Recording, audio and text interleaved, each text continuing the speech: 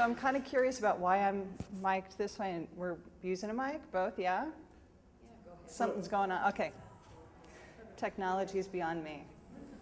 So most families have holy places. In our family, it's Gardner, Montana. My grandfather was born in Gardner, Montana. He left there when he was a small boy, moved to Seattle, raised his family there, my father raised us there, in part. But it always remained that place that we went back to when things were broken.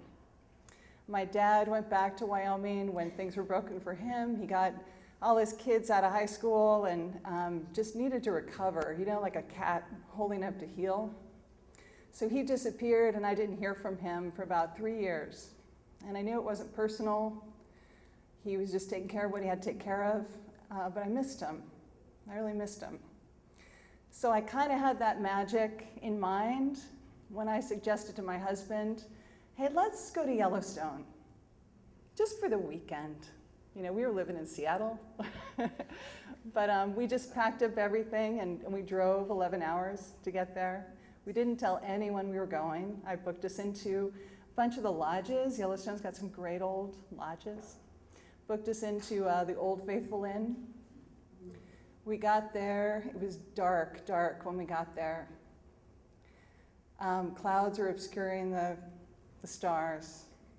But by morning, a fierce wind had blown all the clouds away. It was bright, clear. If you've ever spent an afternoon, a fall afternoon in Wyoming, you know what that looks like. So we're getting ready to make the drive.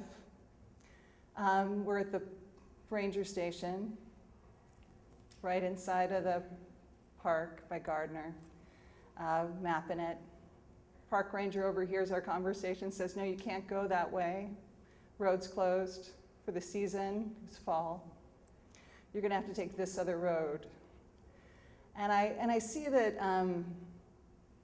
the Yellowstone Inn is on that road. And I'd read about the inn when I was making reservations, but I thought, nah, that's out of the way.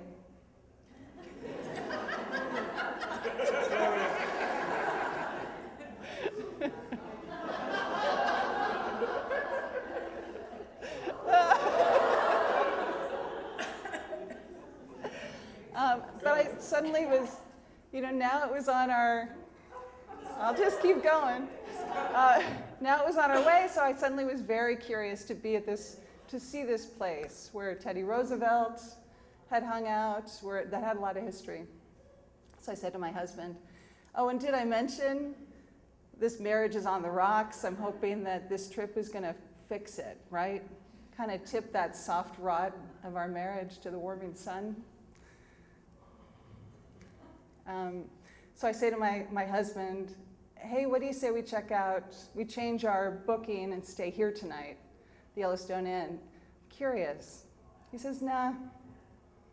And I say, well, I do. And I change it. This isn't my way, but I want to do this. So that's not really the point of the story.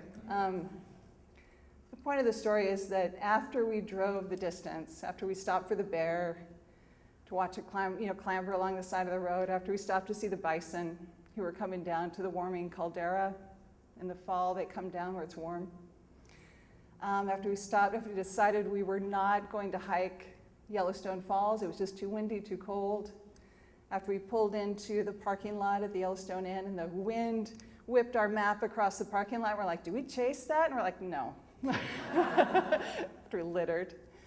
After we got into the hotel, which was strangely still and silent, lit only by sunlight because the wind had knocked the power out, that electrical buzz that you usually get, it was gone. It was just very still.